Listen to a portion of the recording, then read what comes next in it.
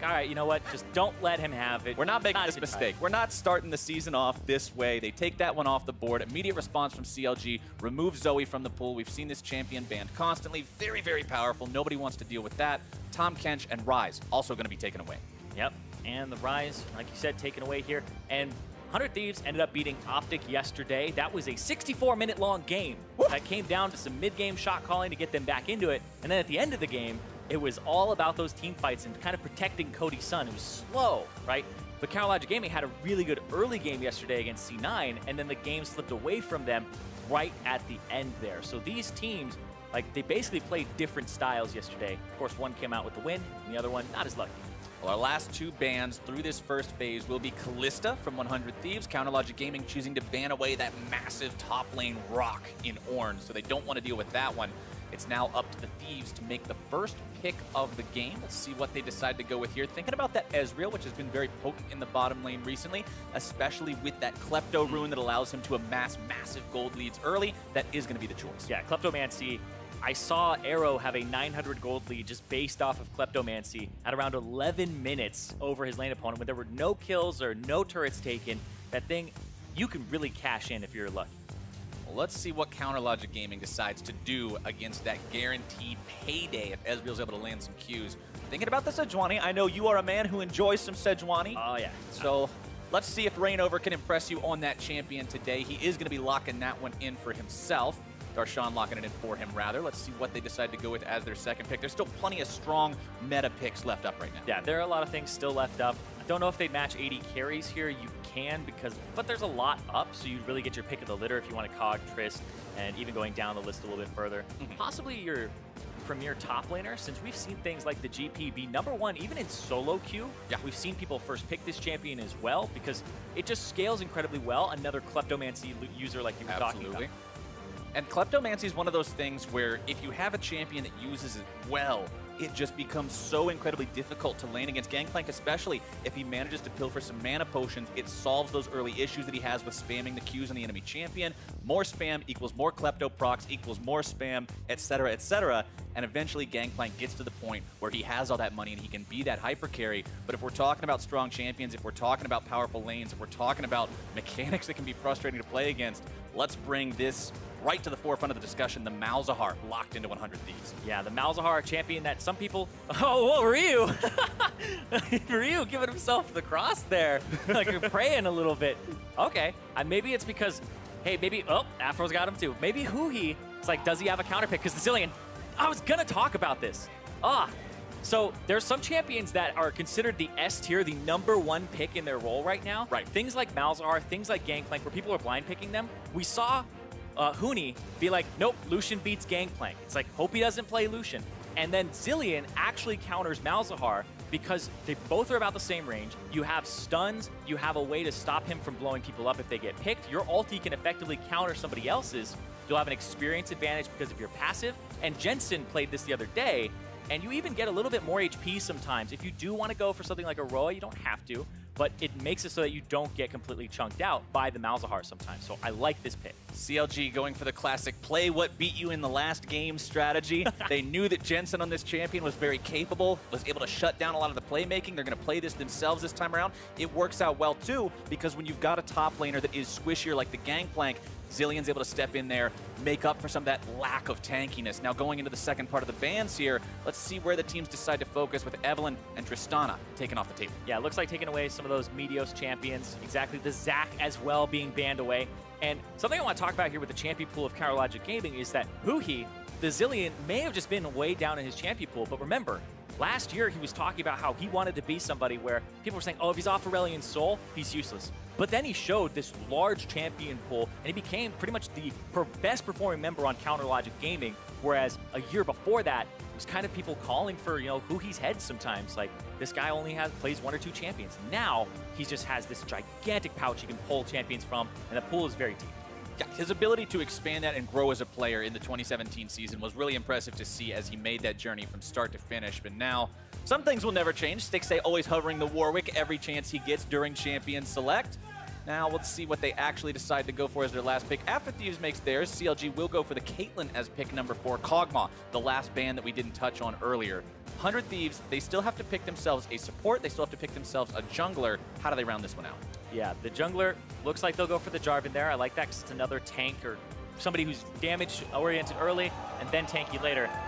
The Blitzcrank, I don't know about that. We'll just let Aphro hover what he wants here. All right, let's see what they decide to do with this. Shen, Taric still available. All kinds of Alistar. options. There's so many options. Right? Alistar actually would not be bad at all into the Caitlyn, but does he have... Okay. Nope. It's the Braum for protection. The crowd's disappointed, man. They were really wanting that Blitzcrank, but not today. You're going to get a different champion with the tanky B name to start. So you got Braum. That's something. All right. See what Aphromoo able to do on this champion to keep those big damage dealers protected, to be able to make sure that Cody Sun and Ryu are not going to get hit by any big skill shots. He can block a lot with the Unbreakable, and the response to that is going to be CLG picking up the Janna. Whoa, this is a classic, but a dirty classic here. It's the Caitlyn Janna bottom lane. It's something that they basically just use the Caitlyn to be the only person in the lane, just auto-attacking down. The Janna has a lot of presence, and I was talking before about the state of the bottom lane where we're seeing a lot of hyper carries and then melee supports, but now they're saying, all right, we're going for something that bullies the lane, and then we're also going to have a support that's more disengage-oriented and basically supporting the AD carry and being an enchanter. Versus 100 Thieves. We talked a little bit already about how the outcomes for these teams, and honestly, just the way the games played out on day number 1 were very different. CLG with the early lead, bullying the enemy jungler, taking control of the lanes, but then things sort of fell apart against them. Cloud9 was able to come back. 100 Thieves going up against Optic Gaming. The Thieves down early. The Baron call in the mid game brings them back, makes it so they're able to drag things out and eventually win this 64-minute war of attrition. Now both teams have had a bit of time to analyze what went right, what went wrong, because there were plenty of good and bad decisions from both sides in their day 1 debuts. I really want to see who corrected more for day number 2. Right now, these compositions, the correction seems to be a little bit more late game in some parts of the map. CLG, top half, looks late gamey to me. And then the bottom, they're trying to look for a bit of power with a pushing bottom lane here, which people have not been opting into on this patch. Fans are cheering. The teams are loading on to Summoner's Rift for our 3rd match of the day. 100 Thieves versus Counterlogic Gaming. 100 Thieves fighting out of the blue corner. CLG from the red. And Zirene, two of the players that I really want to focus on during this game. I want to keep special attention onto the junglers. See what these two can do. Because last year, for Meteos and for ReignOver, Meteos was a sub on Phoenix 1, and he was a sub on that team under the condition that he was able to play the game his own way. He wasn't fully in the mindset of LCS. It was sort of just a bit of a throwback for him. And then if you look at ReignOver, he had a much more underwhelming season than he had in previous years. So for both these players, you're looking to come into 2018 and say, look, I'm back, I'm here, I'm going to compete, this is my time again. You're showing that the sun hasn't already set. Look at that, Darshan coming out of the bush. Oh, a little bit extra damage there. Aphromoo, gonna have none of that though. Yeah, just a little bit of level 1 poke. But exactly like you were saying though, early on, ReignOver and Meteos both. If you think about ReignOver, he's a former MVP of the NALCS and didn't have a good year last year on Team Liquid. And then Meteos, if we gave MVP back in Season 3, 12-plus KDA God probably would have been the MVP back in Season 3. There's a strong case to make. These are two guys who have had MVP performances. That means you are the best player in the league, the most valuable player in the league. And now, as of recently, they just haven't been up to that level. And this split is really about them kind of proving, hey, are they back in form?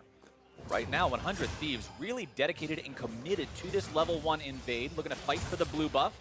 Aphromoo going to be taking a little bit of damage here. Stixxay already below half HP. Cody and Aphro will continue trying to force him away. Blue buff down. Watch out for the Sejuani E. It does 400. Wants to take them both. He does manage to get that one away for himself. CLG secure the buff. Yeah, the Sejuani E does 400 damage to neutral monsters, and then he just hits it, smites it, able to time that, and gets both.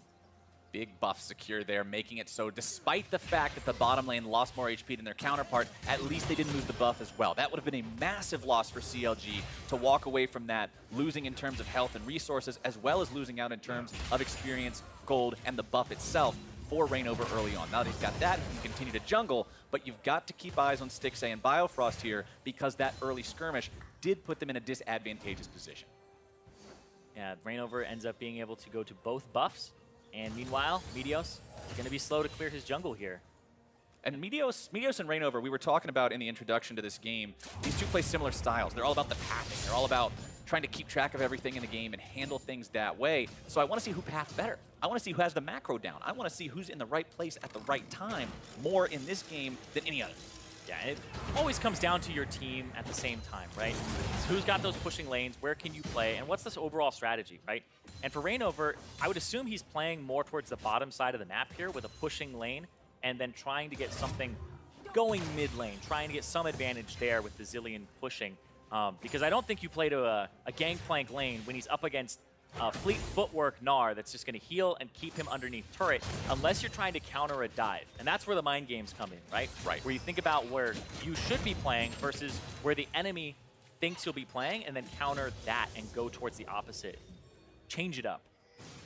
All about reading what they want to do, trying to get that prediction down. Whoever comes out on top in that mind game going to be the guy who's able to find that tempo and that playmaking capability for himself. Cody and Aphromoo, remember we talked about how the goal here for CLG in picking the Janna was to go for that lane tower. They have 2 ranged champions versus 1 range and 1 melee. They should be able to bully their opponents around, and you can see that despite the fact that they came out a little bit worse for wear in the level 1, they are up in CS, they're up in lane tempo, but we will see Meteos, or not Meteos, it was Ryu actually who triggered that Scryer's Bloom, keeping an eye on where ReignOver is. And Meteos actually just saw that. Now he's bottom lane. They're going to try to engage here. He went over the wall. They haven't seen him here. Stixxay and Biofrost still trying to get themselves back. Flash going to be used. Stixxay still may be in some trouble. Actually, it's going to be Biofrost. Frag and drag to find them. The flag is there, and kaboom! They've got it. You're talking about pathing. Meteos takes the blast cone over the wall, avoids the wards that are down in the tri-brush and the river, and ganks the bottom lane as Aphromoo flashes to make the play happen. Exactly what you want to see from this 100 Thieves roster early on, trying to get those leads, doesn't want to fall behind like they did yesterday. Yeah, Meteos avoids the wards, saw that ReignOver was top with the help of Ryu, and this makes this a very high percentage play. Aphromoo goes in, hits Stixxay, wants that last hit, so he flash Qs, but Biofrost blocks it. Aphromoo says, I guess I'll take the replacement, whatever. And kaboom, there you go, 400 gold on your AD carry too. They got it on the guy who they want to put that money on. We talked about how Kleptomancy's going to build you those early gold leads. We talked about how that kind of advantage can snowball you early on, be more valuable than a keystone that does damage or anything like that.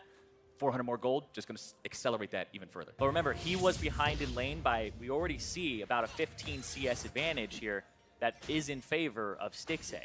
So that's actually only put him about 300 ahead total, or 200 here now that he's gotten back to that lane.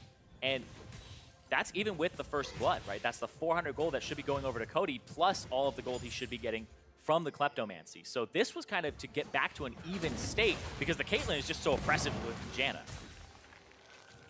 9.2 thousand to 8.9 thousand gold. 100 Thieves with the advantage right now, thanks to that first blood play they were able to make in the bottom lane.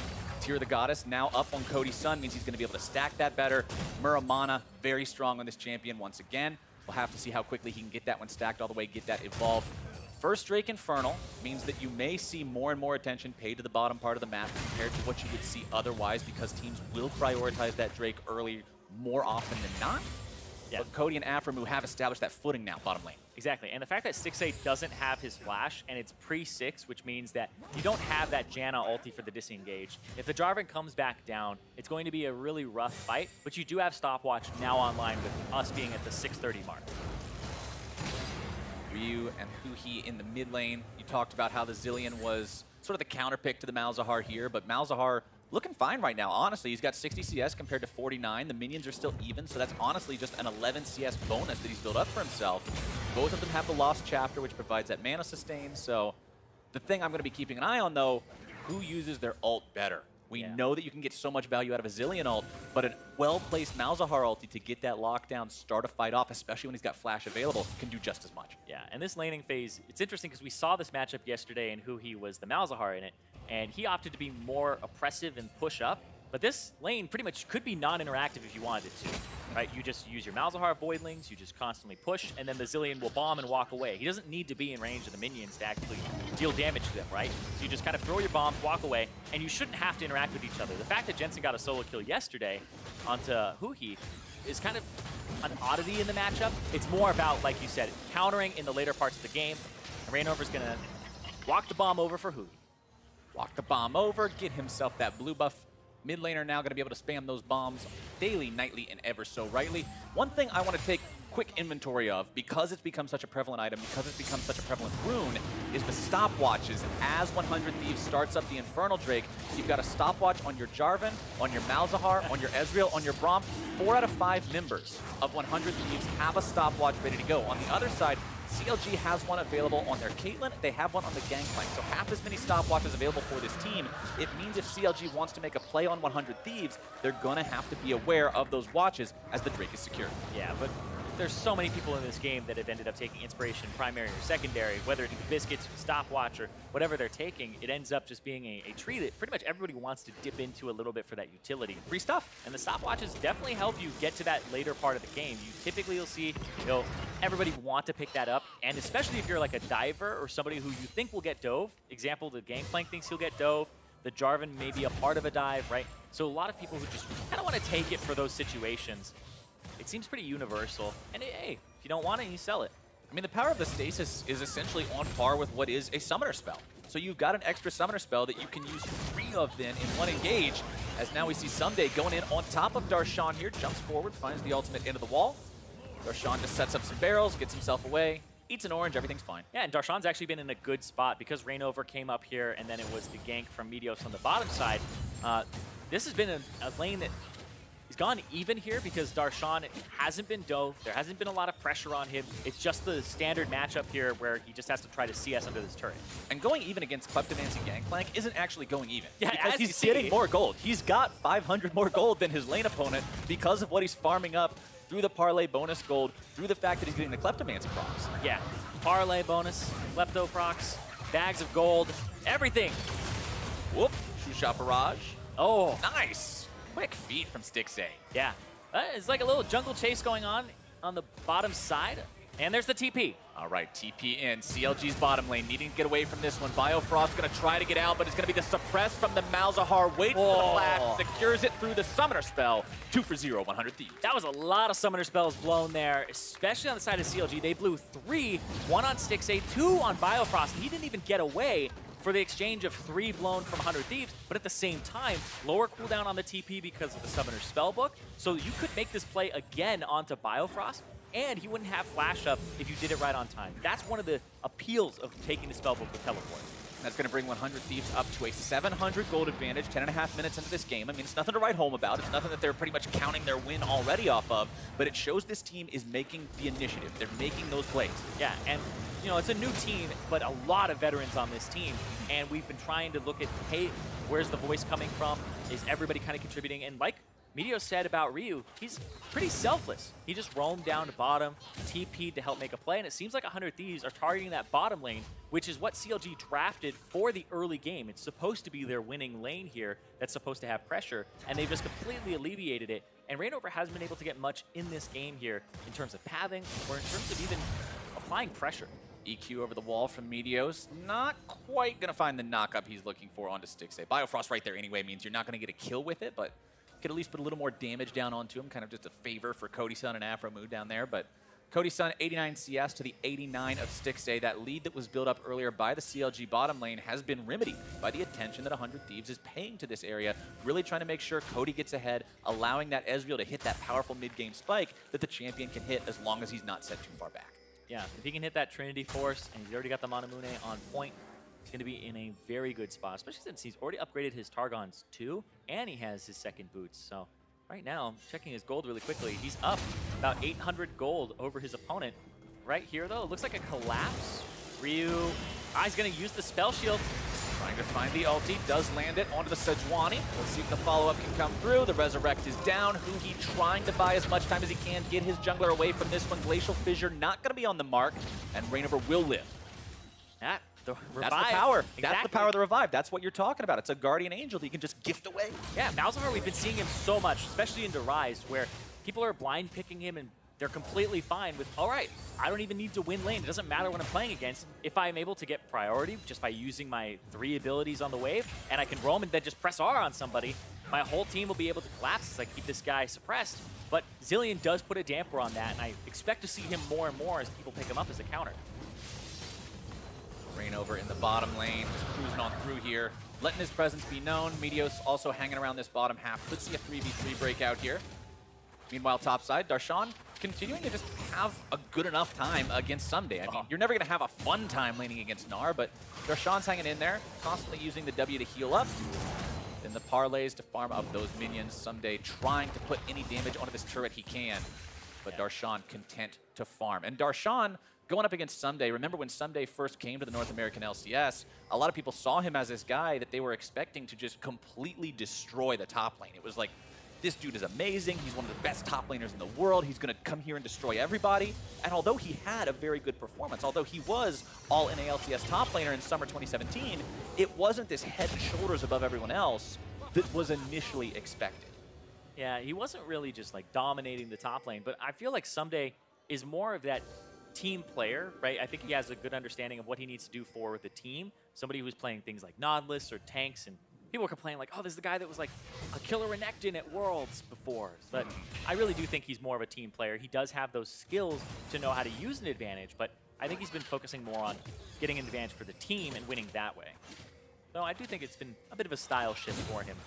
And sometimes those stylistic shifts can be very good for a player, right? If your team needs somebody who's able to play for the team, if they need somebody who's going to make the right teleport and build defensively and be there to be that initiation, that can be just as valuable as a guy who's going to split. His TPs are definitely good. His TPs have always historically been very good. I remember that TP where he like rumble TP'd in the middle of a fight to reposition for a better one. That's the one that still sticks with me. But yeah, I remember back in Korea, even then, his TPs were on point. He was always one of the best top laners over there. Elemental Drake #2 going down uncontested for 100 Thieves. That one's going to be a mountain, which at the start of the game doesn't do a whole lot for you, but as the game goes on, especially once we press that 20-minute mark and Baron becomes an objective, those become increasingly more valuable as it opens up more windows for a team to be able to secure or sneak a Baron when their opponents don't really know what to do about it just yet. So checking in kind of where we are right now as we approach 15 minutes into the game. Still about a 1,000 gold lead for 100 Thieves. First items starting to come online across the board here. As you can see, the Black Cleaver done for the Gnar, Trinity Force on the Gangplank, Cinder Hulks completed for both of these junglers, Morello Namicon, same story for the mid lane. So we are starting to hit those points where the first important items are there, and the champions can start kind of fulfilling that role they're going to be doing for the rest of the game. Yeah, but right now we're at that point where there hasn't been a lot of explosive action. Summoner spells are coming back up, and people have stopwatches. So even if you make that first play, the stopwatch will come through and slow it down. So either it's a really big play that has a lot of people involved and then a lot of stopwatches, or you just have to slowly find, okay, pick on this guy, get his stopwatch first, revisit, etc. The most important part of the stopwatch is the stop, because that's what it makes you do when you're thinking about making a play onto somebody that has one. Yeah. You've always got to reconsider, can I kill this guy through a 2.5-second stasis? But that's the other thing too, is a lot of people look at things like even just basically like cooldown and things like just how long a spell has as a cooldown, right? Where stopwatch doesn't keep you in stasis forever, right? Nope. You end up just going in for 2.5 seconds, but League of Legends is just a game of seconds when it comes down to, oh, this guy's being attacked and the team has to respond. 2.5 seconds. That's a long time. Is a long time, but if I tell you 2.5 seconds is a long time, normally outside of the game, you're like, what are you talking about? Yeah, that doesn't make any sense. 2.5 seconds. Okay, 2.5 seconds is gone. But if that's in League of Legends, that feels like an eternity. There's so much that can happen in that time frame. And people respond very quickly, so it's a game of seconds. The stopwatch, even though it only provides 2.5 of them, it's more than enough for a lot of teams to just be able to reinforce. Meteos flexing those muscles in the bottom lane once again, telling Stixxay and Biofrost if they have to back off, there's nothing that they can do about him clearing out some of those control wards, and now they'll move up into enemy territory. Once again, approaching towards that blue that they wanted to contest at level 1 and weren't quite able to find. Zombie ward pops up there. Yeah, we're seeing Zombie ward a little bit. We see it, I believe, from both junglers here. Meteos with the domination tree as his primary. ReignOver as his secondary here. Fleet Footwork as his number one, as his primary here. But hold on, let's see if ReignOver ulti. Nice stun into stun, but also a good hold to get away from that CC. Good use of the cleanse there from Ryu. Ryu's playing smart. Ryu's playing really smart. Look at this in the top lane. That turret went down solo. There hasn't been pressure top lane. Like I said, this is supposed to be your winning lane. If you're 100 Thieves, you win this top side of the map. You're supposed to lose the bottom side, but they ganked the bottom side, and that turret that belongs to Aphromoo and Cody Sun is very low, but ever since they got those ganks, they're able to reverse this pressure, and you could be looking at a potential 2 turrets to 0 based off of the ganks that happen. And with the Sheen and the Mana Moon, you can see when Cody lands those Qs onto Stixxay, it takes off about a quarter of his health. Those are very, very punishing. So Aphromoo and Cody Sun actually sitting in a pretty good spot now that we've got past that early game point, that they have managed to deal with that disadvantage down here in the bottom part of the map. We just saw the turret fall on the top side. That was first turret of the game, and it brings 100 Thieves up to a 2,500 gold lead. Yeah, and right now, you see ReignOver and Meteos, both of them know they want to be on the bottom side. ReignOver has no ultimate, though, and Meteos is shadowing so they can get this turret. Meteos with the EQ through the bush. Yeah. Gets himself out. Not really concerned about fighting a big tanky Sejuani in the jungle. There's nothing to gain there. Yeah, this is basically babysitting. You just want to find the enemy jungler, and if you find him, you go, okay, we know where he is, so he can't be bottom right now. And if you don't see him, then you have to definitely worry about the potential of, if we're going towards this turret, are we going to get countered? It's not a game for damage, it's a game for information. Meteos got the information he needed. The fact that he hit the Sejuani for 200 on the way out was just a bonus. They take down the turret. That's number 2 for 100 Thieves. Brings that lead up to about 3K. Very, very solid state for them to be in right now in this game. As we get closer to 20 minutes, Baron going to be spawning in just over a minute here. Drake coming up again in 90 seconds. It is another mountain. And like I said earlier, the value of those will increase as the game goes on. 100 Thieves controlling both so far. We'll definitely want to continue that. Yeah, and now, as people come out of the base, I like to pay close attention to exactly where they're heading right out of the gate. And it just looks like standard lane assignments. No swap because the top turret and the bottom turret are already down. But I assume that Aphromoo is now going to run towards the middle river and ward up the bottom half of the map so that they can push towards that middle turret. Generally, that will be what you want to see from your bottom lane after they take down that enemy tier 1, at least from the support, right? Yeah. But right now, Stixxay heading topside. So it's a switch up here from CounterLogic Gaming. I don't know if they think that it's going to be a swap, but they've ended up going this way.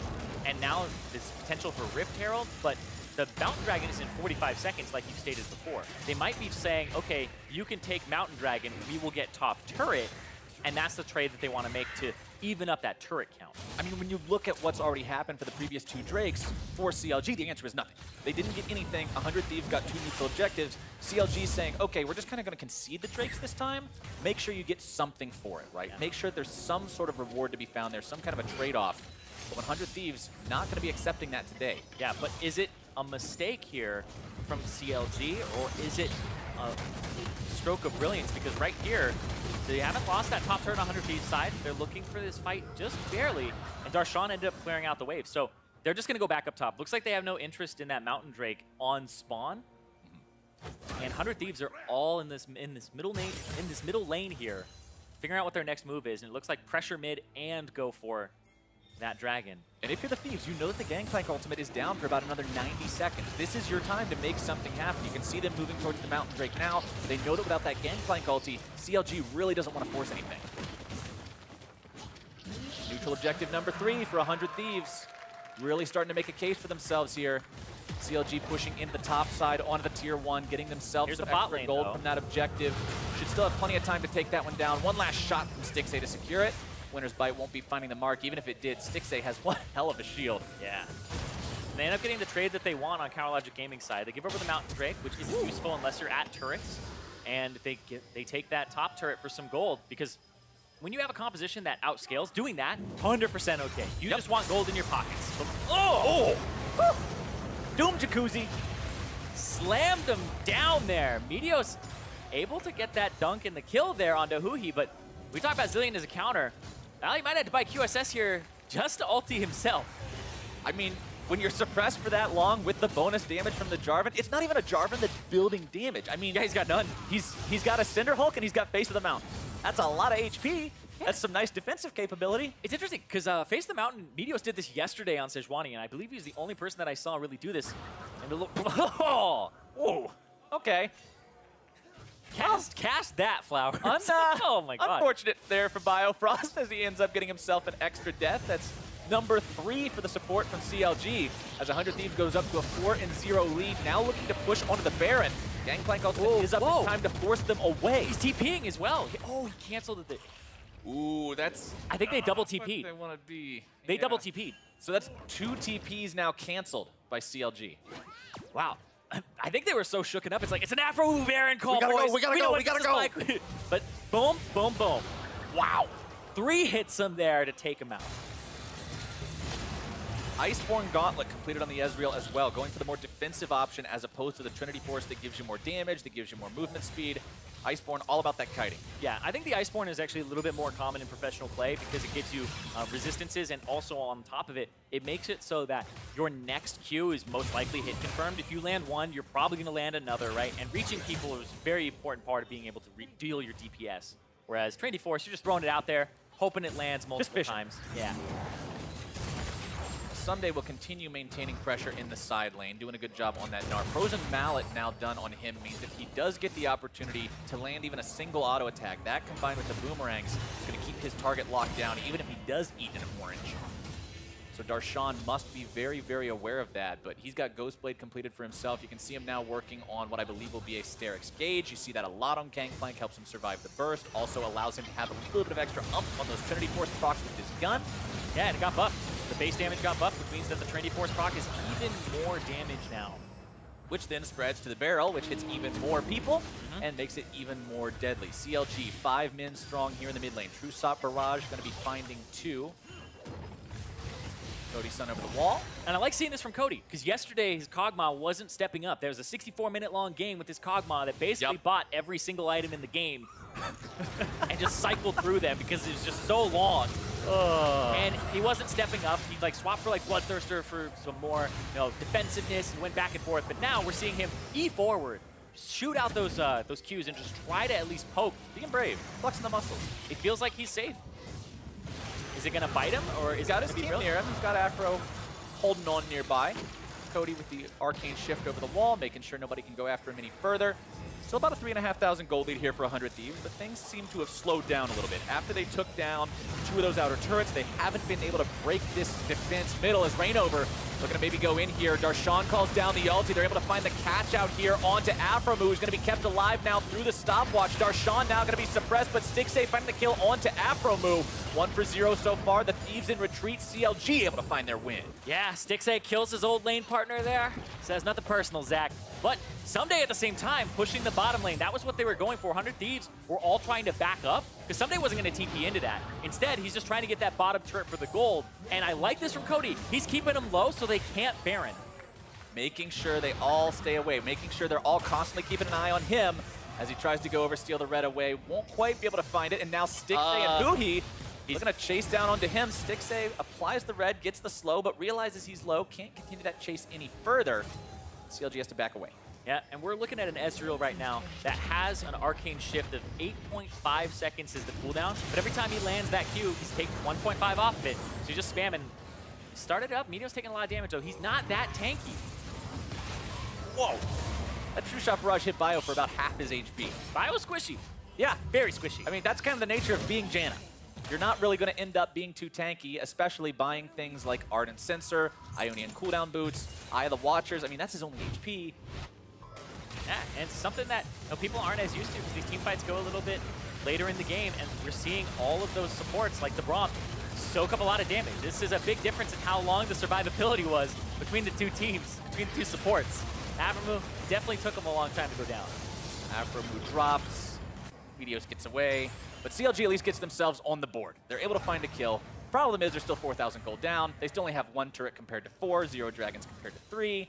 They got a ways to go. Yeah, and those dragons now, we talked about, those mountain dragons don't mean anything unless you get to turrets. But they have 2 of them, a Malzahar, and Baron is now one of the big objectives. So 2 mountain drakes means a lot when you're trying to rush that down. If you, like we saw before, start up the Baron, the other team might panic. We saw the double TP from CLG to try and just push them off the Baron. And I think that that's what 100 Thieves are going to try to leverage. Are these double mountain drakes in the near future? Even if they're using just Ssumday to split push, which he is right now. Shot Barrage comes out. Good aim from Cody overall this game, too. He's able to find a lot of these Mystic shots down onto pretty much anybody who happens to be within range of them. Ssumday continuing to split push here in the bottom side. Darshan going to be jumped on, fires off the ulti, wanting to fight this one mano a mano. Ssumday going to turn into Mega Gnar here, which could spell disaster for Darshan, who gets himself the ulti from the Zilean. Ssumday wanting to wait, burns down the Darshan after it already timed out, and the man's got the slam! He finds the one! Can he find the two? Ssumday, one bomb on his head. Wallop not going to be finding the mark. Walking away, wants to go back to mini form, finds a little bit of damage, but I think the bomb will seal his fate. It does, but it's still an even trade. Still buying so much time, because he brought Huhi to the bottom side of the map there, got the ultimate, played it beautifully in that 2v1, and still gets a kill. Well done from Ssumday. Those are the kind of plays we're talking about how good this guy is, wanting to see what he can do there in that top lane. 299 CS in 27 minutes. He's farming up a storm. Yeah, there's a lot of farming that ends up going. I feel like we do actually have to adjust a little bit our timers for, 10 per minute mark, because jungle camps are worth 10 now, so every time you take like four, sorry, it's 10 per minute they mark. were worth 10. I know. 10 per minute mark is what I was saying, and then numbers just got mixed up. Yeah, jungle camps are worth 4, but also minions spawn a little bit earlier too, so at 10 minutes, you can actually have a little bit more than 100 CS if you play it well, right? Because there's an extra 30 seconds on there. CLG, they are scaling. You've got 2.5 items done on your Caitlyn. You've got Zilean with about 2.5 items. Sejuani with the Warmogs now completed means that he's going to be able to heal up any of that poke that comes his way, specifically from that Ezreal that we were talking about with all those Mystic shots. And we all know how Gangplank works with farms. Steric's Gauge now completed. He's still less gold than Ssumday now, though. After Ssumday was able to find himself that kill and continue to find these farm leads, he's slightly, and I mean ever so slightly ahead of that Gangplank, only by about 400 gold. Yeah, that's the thing, is it's pretty low in terms of how much gold he's up right now, especially considering there's a 4-turret lead, 400 Thieves, and Ssumday has been pushing those side lanes and has a 40 CS advantage. So Klepto is doing a lot of work alongside Parlay to keep Darshan up in gold. And Cody Sun has to flash because he couldn't land a Q on anybody. There were 3 seconds left on his E.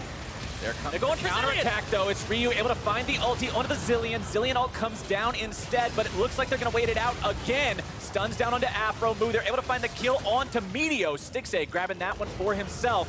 Cody's still looking to find some more poke. 2 bombs down, same spot, but they won't attach for the stun. Ssumday coming in from the flank. Cody again going to be jumping forward, looking to find those Mystic shots. CLG walks away with a 1-for-0. Yeah, Stixxay is doing a good job, though, of playing that frontline Caitlyn, maximizing his DPS, and just taking those pot shots. He has the Targon's Brace for the large shield, and then he also has Biofrost to help shield and push people away if they get close. So Stixxay is playing frontline right now, and he gets the movement speed. So this is kind of a CLG classic since Stixxay joined. The Tristana, the Caitlyn, the frontline AD carry for himself with the team boosting him up. Frontline AD carry with all the range, all the backup. It's exactly what he needs to play the way we want to see him play. And now it's CLG looking to go for Baron. 100 Thieves wants to stop this one. Cody got chunked there. They're trying to bring Ssumday in. Ssumday needs to be a part of this fight. Honestly needs to hit a pretty big Mega Gnar ulti. Two-shot barrage comes through, finds its way onto Stixxay, who immediately heals right back up off the Scuttle Crab. Bomb attached to that. Looks like they're able to find the suppress. They are going to proc the Zilean ulti immediately, but now that means Meteos is able to go into the back line, able to find the EQ knockup onto a couple of different people. Ssumday still looking to find even more Mega Gnar ulti onto 2. Stixxay already down. Biofrost is number 2. Can they find number 3? Into the pit they go. The stun, the damage, the kill onto ReignOver as they continue to chase a double kill for Ssumday, who he continues to run, but as the last man standing, he will not run for long. That little Yordle is coming in for revenge from earlier, sidestepping away from the bombs so they do not attach. Huhi's going to continue to run, and it looks like they may just allow him to run in there and try to suicide Ssumday, looking for the kill. Huhi puts the ulti on himself. Ssumday's going to wait it out. The boomerang misses, and Huhi may just be able to get himself away for an execute, if nothing else. Boomerang comes out. Ssumday again not finding it, but the 8 for 100 Thieves.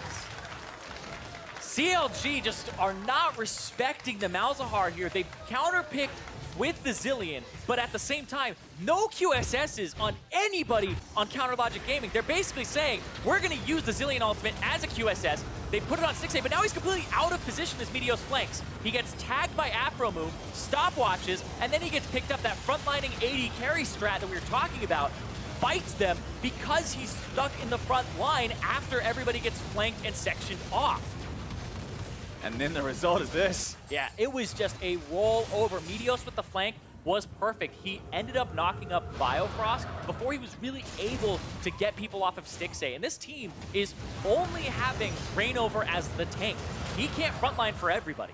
And look at the gold lead now, nearly 10,000 gold for 100 Thieves. Baron buff up and running on this entire team. Ssumday continuing the split push. This is a very dire situation for CLG. A game that they had a disadvantage in, but that they were scaling in, has now become a game that they are fighting to stay alive. Yeah, and one of the big reasons for the fact that they've been struggling is Ssumday's split push has just been monstrous here, keeping Darshan occupied. He's 2 levels up now over him. But also, I think Ryu, these 2 solo laners, have been doing massive work in keeping the pressure up. Ryu has been pretty much non-stop ulting whenever he can. We saw it early to catch out ReignOver, get the ultimate from Huhi, and just trying to pick. And last one, now Stixxay has a QSS, so that is something he does not want to have happen again. Darshan calls down the ultimate on himself, trying to dissuade Ssumday from going any further. Mega Gnar going to be up soon. Huhi nearby to make sure Darshan doesn't fall, but they give up the tier 2 mid. They give up the tier 2 mid. Ssumday created the space. Exactly. Ssumday basically created a vacuum, said, you're going to lose this top turret. It's a bad situation if you don't answer me because I will get it. But they answer with more people, and when a split pusher needs 2 people to answer him, you're in a very good position when you're pushing. Creates so much room for the rest of the team to work. So instead of just giving up the top tier 2, they give up the mid tier 2, then they give up the top tier 2. Everything works out for 100 Thieves. Everything working out means you also get yet another elemental Drake under your belt. So this one's going to be a Cloud to give them some of that extra movement speed out of combat. And it means that Elder will spawn at about the, what is that, 40-minute mark on the dot, I believe? Yeah, but I don't know if 100 Thieves want it to keep going. This They just end it. This Gangplank is starting to pick up some critical strike chance, which adds more variance. And look at that Flash ulti, but... Flash ulti, you've got to kill him before he's able to find the ulti, and they do the slam dunk!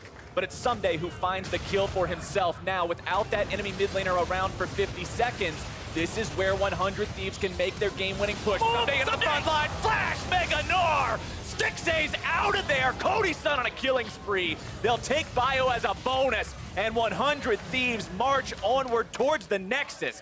2 turrets, 2 members stand between them and their victory. Let's see what they can find here. Turret number 1 gonna be the target. The defense comes out, but it will not stand. ReignOver down.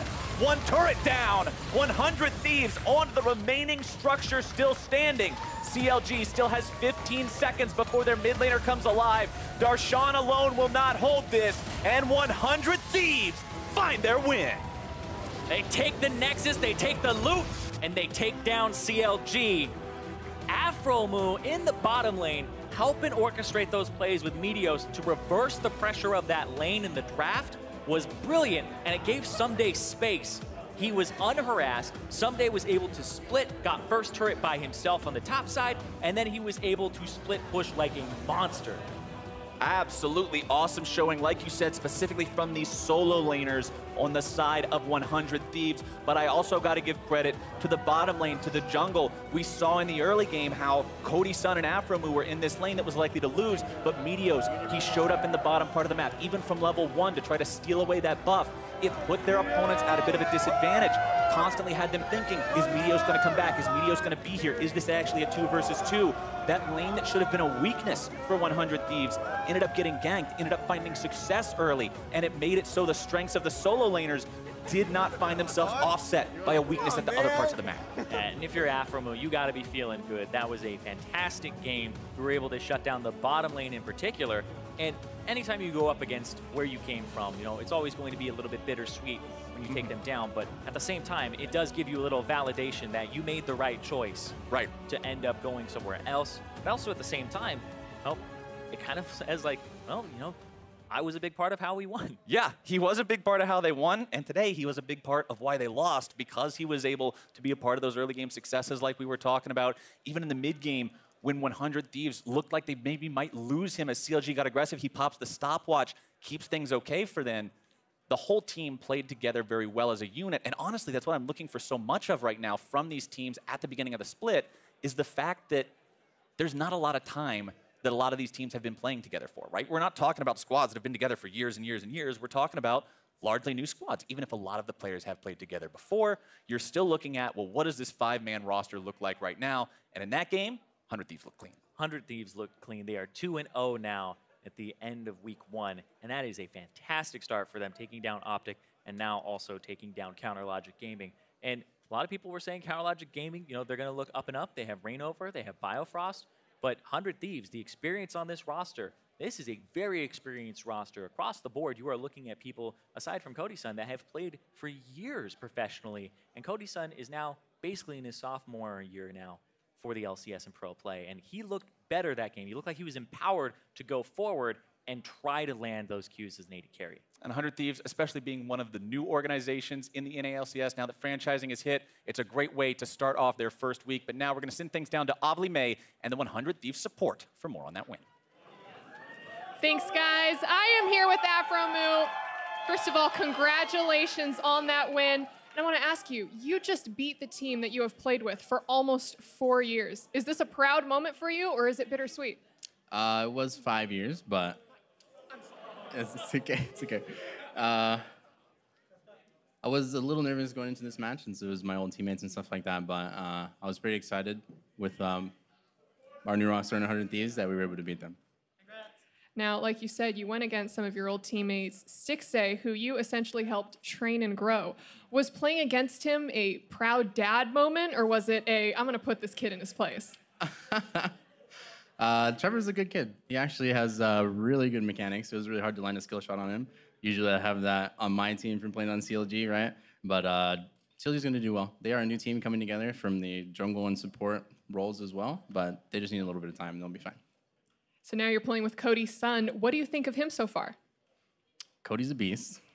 Definitely has been teaching me a lot in terms of bottom lane and taking it patiently. Usually I would feel rushed and stuff like that, but he definitely controls the situation and helps me realize what we need to do, when we need to do it, when to back off as well. And he's really good at communicating and just, I love that. Perfect. Well, you guys had an extremely successful first week, 2-0 in the first week of the NALCS. For those people who are not fully sold on 100 Thieves yet and their strength, what would you have to say to them? We're coming for you. Perfect. Thank you so much for this interview, and we're throwing it back to our guys at the desk.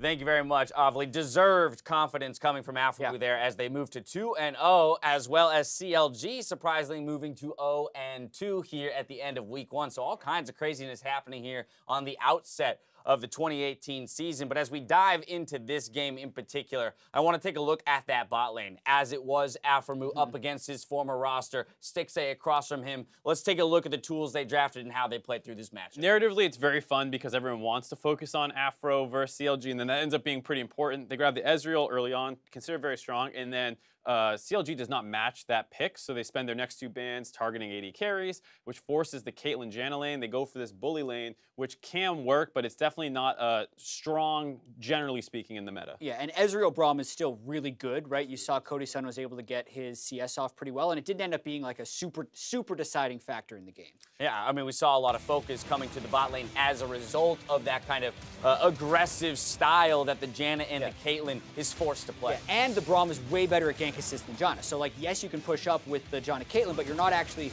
aside from taking a turret, really forcing kills. And that's what the rest of the team did. You can see all these times they're coming down and assisting to be able to get the kills. Right. And from there, you just kind of plow ahead to one big team fight that'll break the game open for 100 Thieves. With those small advantages they built, they kind of curtail it into one massive team fight, and that's going to buy them the real estate to win the game.